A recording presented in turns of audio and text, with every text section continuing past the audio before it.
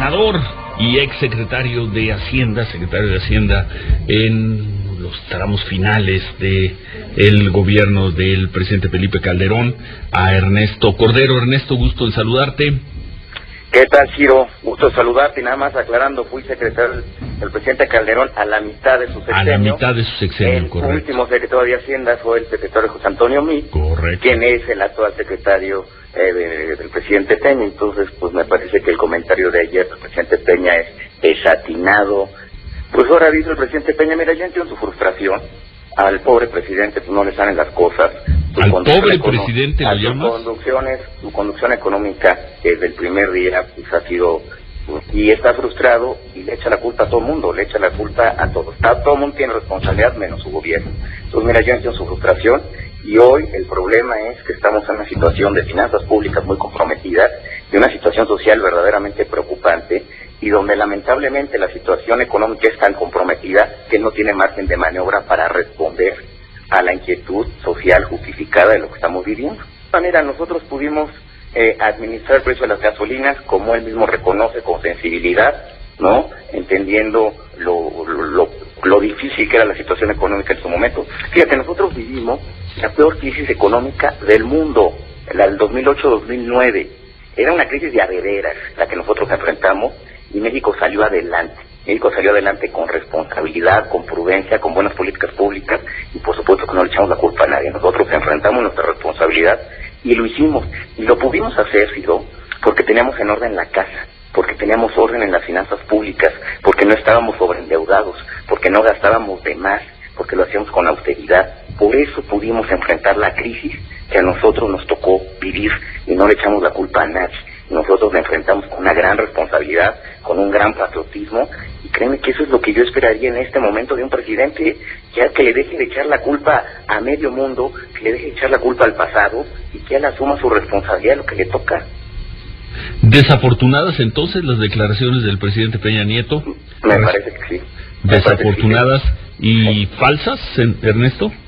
Mira, yo te diría, Ciro, que dice que pues pudimos hacerlo porque teníamos dinero como por los excedentes del petróleo. Mira, yo le diría que ningún gobierno ha tenido más dinero que el suyo.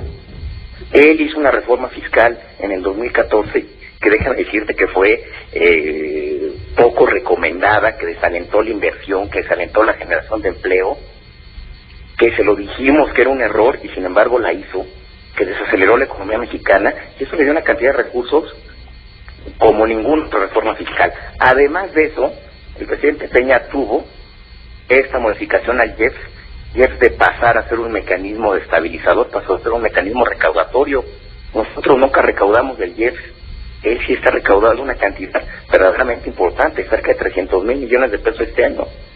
Y si a eso le suma que tuvo los remanentes del Banco de México, remanentes que nosotros nunca tuvimos, ningún gobierno ha tenido más dinero que el gobierno del presidente Peña Nieto, y sin embargo las cosas no han funcionado. Entonces me parece que sus comentarios son inexactos y debería asumir su responsabilidad de lo que está pasando en este momento y no echarle la culpa a lo que pasó en el pasado. Desafortunado e inexacto. Es correcto. Bueno, ¿ves alguna forma de revertir este aumento del precio de las gasolinas? Mira, Ciro, me parece que la Secretaría de Hacienda está actuando con mucha responsabilidad, no tiene margen de maniobra, no podemos revertir el IEPS en gasolinas. Te voy a decir a qué me refiero, Ciro. El que no tengamos margen de maniobra quiere decir que México está en una situación comprometida, que es percibida comprometida por el resto del mundo. Nosotros no podemos renunciar en este momento a una fuente de ingresos como es el IEPS en gasolina, porque las consecuencias de esto sería que en el mundo se percibiera que México está actuando de manera responsable, que en una situación tan comprometida está renunciando a ingresos. Y no solo eso, la calificación crediticia, la evaluación que de esto se haga, pues va a ser negativa. México ya está en perspectiva negativa en este momento en los mercados mundiales, y lo que va a pasar es que nos van a bajar la calificación de riesgo, nos vamos a acercar aún más a perder, ¿no?, la categoría de un país donde se puede invertir, y entonces sí nos vamos a meter en problemas. Entonces sí se va a empezar a depreciar el peso mucho más acelerado, entonces sí van a empezar a subir las gasolinas a un ritmo mucho mayor, y nos vamos a estar en una situación peor que la que tenemos ahora. Yo creo que el pretender eliminar el IEPS en gasolinas en este momento es algo irresponsable, ni modo, no tenemos otra alternativa. ¿Es algo responsable? Es irresponsable pretender eliminar el IEPS en gasolina. O sea, revertir el llamado gasolinazo. Y tristemente, es a lo que me refiero, que se quedaron sin margen de maniobra. Hoy no tenemos otra alternativa responsable desde el punto de vista de finanzas públicas.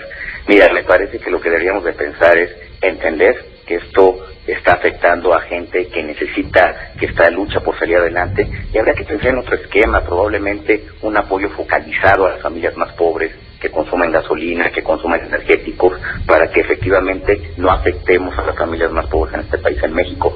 Pero un escenario como reducir el IEPS es irresponsable en este momento. A lo mejor eso se pudo haber hecho pues hace 4 años, cuando la casa estaba en orden y cuando los mercados financieros nos tenían una gran confianza. Hoy, lamentablemente, ya no se puede hacer eso. La casa no está en orden. Pues yo creo que no, Ciro, pues nada más ve lo que está pasando. Tienes problemas de gobernabilidad en todo el país. Lo que sucedió ayer y antier te refleja la falta de conducción política del país. ¿A qué te refieres con lo de ayer y antier? Pues de toda esta serie de saqueos en las tiendas, cómo cunde el rumor con una gran facilidad, cómo tú puedes ver que interceptan pipas de Pemex, secuestran instalaciones de Pemex y no hay autoridad que lo evite. Pues claro que no está la casa en orden, Ciro. No hay conducción política en el país, no hay Estado de Derecho. Entonces, bueno, pues todo eso claro que también tiene un reflejo en la situación económica del país. Hay una falta de confianza, hay una crisis de confianza, el dinero se empieza a ir, empiezan a disminuir las inversiones, empieza a caer la generación de empleo. Y eso, bueno, pues alguien tiene que asumir el liderazgo y empezar a arreglar las cosas. Bueno. La responsabilidad de lo que está pasando hoy no es del gobierno del presidente Calderón. Por supuesto que no, por supuesto que no.